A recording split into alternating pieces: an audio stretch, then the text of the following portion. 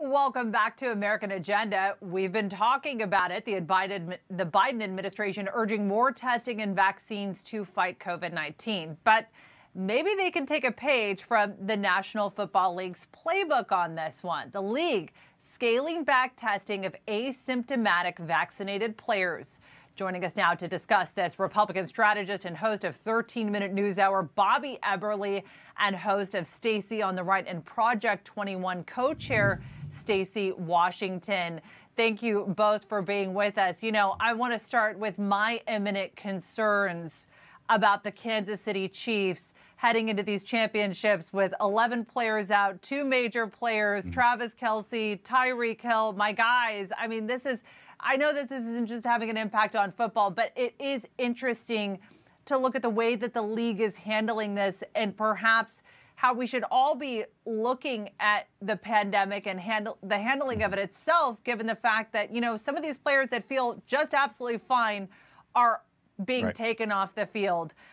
Let's start with you, Bobby. Yeah, well, I agree. And I think what you're seeing, especially in the NFL, but other sports leagues as well, is kind of gauging the sentiment of the American people. You know, we've learned to live with this Omicron that's sweeping the country. In South Africa, they've already said it's run its course. It's more mild. We're going to be dealing with these variants for forever. Coronavirus is like a cold, same kind of family. It's here forever. So how do we deal with it? And if you're asymptomatic, and most people have gotten the vaccine for now, remember in the days when Michael Jordan or others were playing and they said, man, he was off a little bit because he played with a bad case of the flu. It's contagious. It gets you sick. They still played through it. I actually think you're going to be seeing a lot more of that as people just learn to go on with their lives, still taking precautions, but we have to live our lives and play the sports. Yeah. Stacy, let's talk about the NHL. COVID's been so rampant in the league that it's been forced to actually pause the preseason, but that's not all. The league is making the decision to allow players to participate in the Olympics. Commissioner Gary Bettman saying in a statement that the National Hockey League respects and admires the desire of NHL players to represent their countries and participate in a best-on-best tournament. Accordingly, we've waited as long as possible to make this decision. Unfortunately, given the profound disruption to the NHL's regular season, Olympic participation is no longer feasible. Your reaction? So I'm sad that they're not going to participate in the Olympics, but they have a 100% vaccination rate there at the NHL. So what we're seeing now is we're moving as a nation and really the world in general. We're moving from pandemic to endemic stage, which is where we have been for the past, I don't know how many decades with the flu.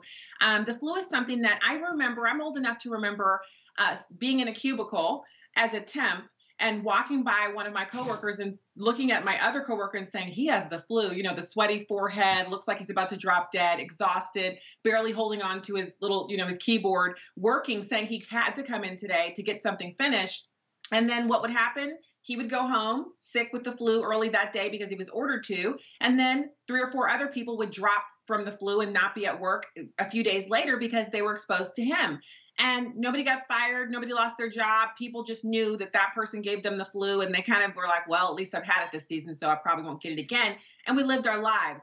This is what we have to do with COVID-19. And so the push to force people who, for whatever reason, whether it's religious or medical, are not getting vaccinated, that has to stop. The cancellation of people's jobs, the forcing them out of the workplace. You can't, in Washington, D.C., you can't go in any indoor spaces unless you're vaccinated. I mean, come on. We've got to start treating this for what it is. It's a coronavirus. It's in the cold family. And Omicron, apparently the symptoms are so light, they're calling it Coldicron. So I'll take that. These are actually good news tidings. They're right in the proper season. It's Christmas. Let's move on together.